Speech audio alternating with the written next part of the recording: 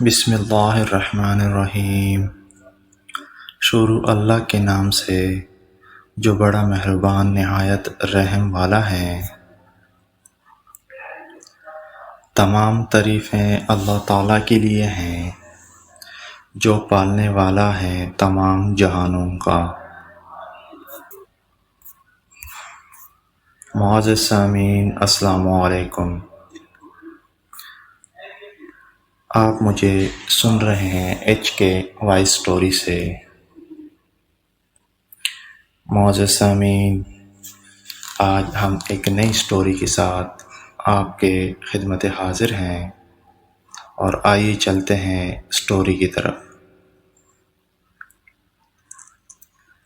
Story کا عنوان ہے میں سید زادی ہوں۔ ایک دن جب گلی میں کھڑا تھا تو ایک لڑکا ایک گھر کے باہر بار بار چکر لگا رہا تھا۔ میں نے اس سے جا کے پوچھا، بھائی کس کی تلاش ہے؟ تو اس نے کہا، کسی کی نہیں، بس ایک دوست نے ادھر آنے کا وقت دیا، وہ ابھی تک آیا نہیں۔ خیر، میں اس کی بات سن کے گھر چلا گیا، اور کچھ لمحوں بعد اچانک سے نکلا تو میں نے دیکھا اسی گھر سے ایک لڑکی سر جھکائے تیزی سے باہر آئی اور جلدی سے اس لڑکے کو ایک لفافہ دے کر گھر بھاگ گئی۔ لڑکا وہ لفافہ لے کر بہت ہی مسکرایا اور اسے دل سے لگاتا ہوا وہاں سے چل دیا۔ میں اپنی بری عادت کے مطابق تحقیق کرنے کے لیے اس کے پیچھے چل دیا۔ وہ لڑکا ایک درخت کے نیچے جا کر رکا اور اس نے اس لفافے کو کھولا جس کے اندر سے ایک صفحہ نکلا۔ اس نے اس صفحے کو کوئی 3 سے 4 بار چوما اور اپنی آنکھوں سے لگایا اور پڑھنے لگا۔ میں دور سے اس کے چہرے کو اور حرکات کو دیکھ رہا تھا اور اپنی قیاس آرائیوں میں مصروف تھا۔ اچانک سے دیکھا لڑکے نے آسمان کی طرف سر اٹھایا اور بے ہوش ہو کے گر پڑا۔ میں بھاگتے ہوئے اس کے قریب گیا اور اس کے ہاتھ سے وہ ورق لے کر تجسس سے پڑھنے لگا۔ یہ ایک خط تھا جو اس لڑکی نے اپنے اس عاشق کو لکھا۔ خط کچھ یوں تھا، السلام علیکم، اے وہ نوجوان جس نے اپنی ماں کی گود سے باہر قدم رکھا ہے اور اس کی تربیت کرنے پر تھوک ڈالا ہے۔ میں جانتی ہوں تیری سوچ کے مطابق جس محبت کا تو دعویدار ہے وہ سچی اور پکی ہے، اور تو اس کا پایہ تکمیل تک پہنچانے کے لیے وفا بھی کرے گا، کیونکہ اس محبت کا آغاز نظر کے ملنے سے ہوا تھا اور انجام جسم کے ملنے پر ہوگا، کیونکہ میری ماں نے اپنے بیٹے عبدالرسول کو ایک دن کہا تھا، بیٹا یہ نظر ابلیس کی تیروں میں سے ایک تیر ہے، اور جب یہ تیر چلتا ہے نہ اس کی طاقت کبھی کبھی پورے خاندان کو برباد کر دیتی ہے، اور پھر جب اس کا بدلہ مڑتا ہے تو لفظ عزت بھی سر جھکا کر انسانوں کے بستی سے نکل جاتا ہے۔ لہٰذا اس آنکھ کو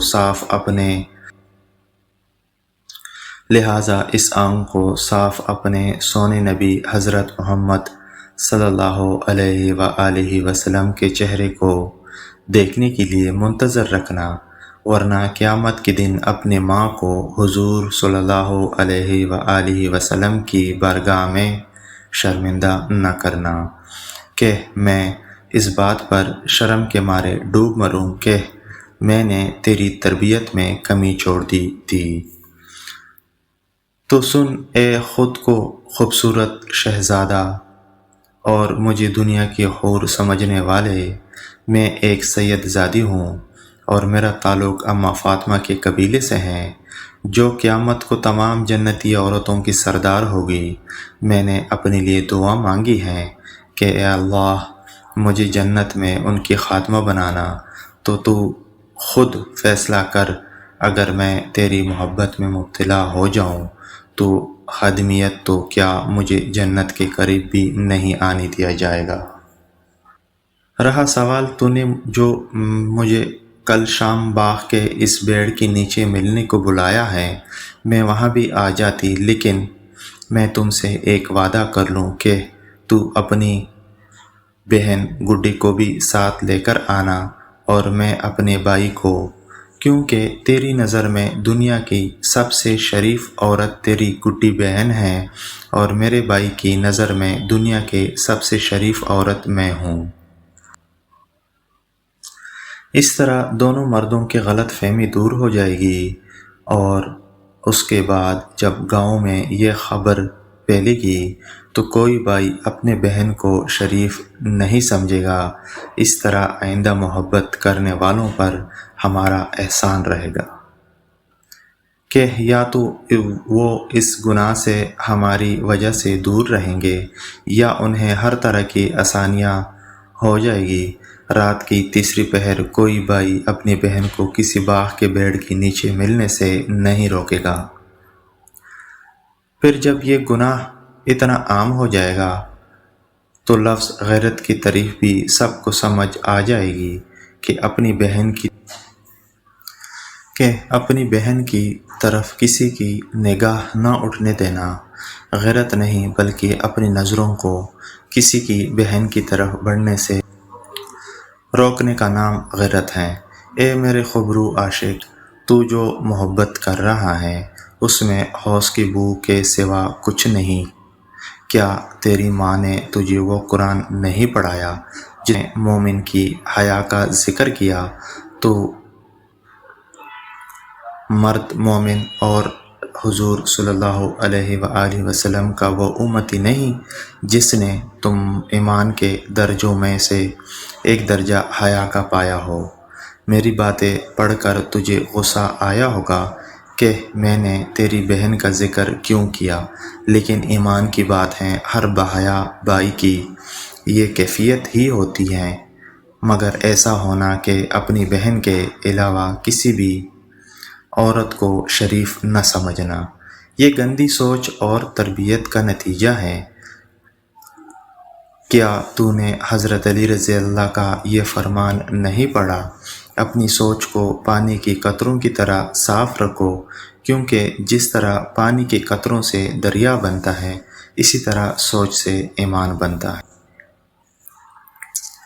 کیا تیرے پاس جو ایمان ہے وہ دکھلاوے کا ہے؟